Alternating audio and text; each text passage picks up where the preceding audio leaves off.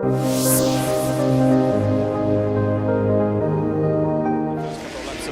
be a little square up here, and Richo. Oh, he's going for a move on Barks. And he can't stop. He can't stop. Bang. So, Russ. And you can see what corner exit speed did for Jason Bargwanna then. He just had those extra couple of Ks. Oh! Delberto tags. That's a massive.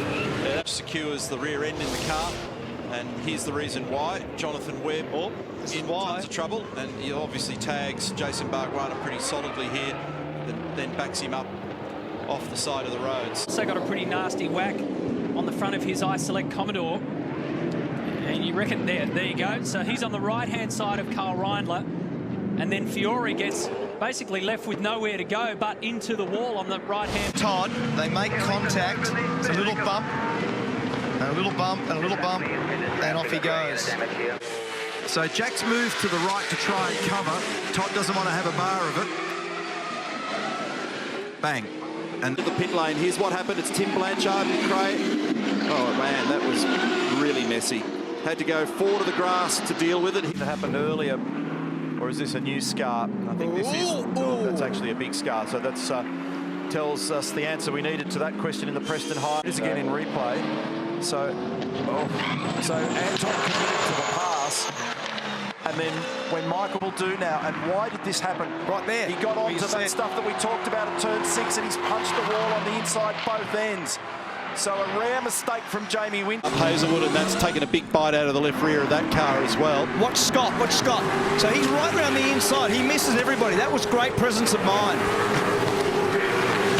Profit for Percat, up 4 spots. Ran him wide on the exit, and once he got into that dirty area and out into the marbles, then bang. To the top of screen, and Will Davison's almost got a car length. So there's the damage for Golding. no, that's my goodness, that's not what anybody wants to see. And a fair bit of vigour in this opening lap. Here's the replay. Watch Jack and the bolt that Cam Waters get. And unfortunately, wheel spin went nowhere there for LeBrock. Randall goes by, Davison goes by, and he's in plenty of strife. Jack LeBrock by the time he gets down to turn 1, so he's dropped a couple of spots. And have a go at this. Courtney up the inside. They actually were at one point there 4 cars wide. Yeah. And so that was pretty impressive for them to thread their way through without some damage. Was that Aaron Ludd that had to take to the curving on the inside? Not 100% sure. Yeah. And then, so that's the contact. That was Will Brown into the fence on the way in to turn 3. Was that with David, car David 20. Reynolds? Yeah.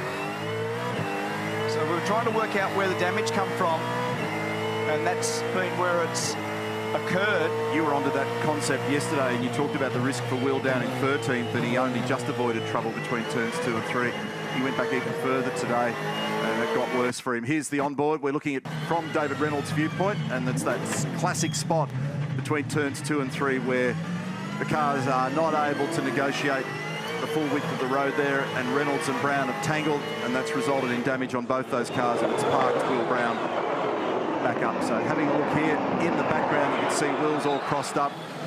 Moving forward after a pretty ordinary qualifying session.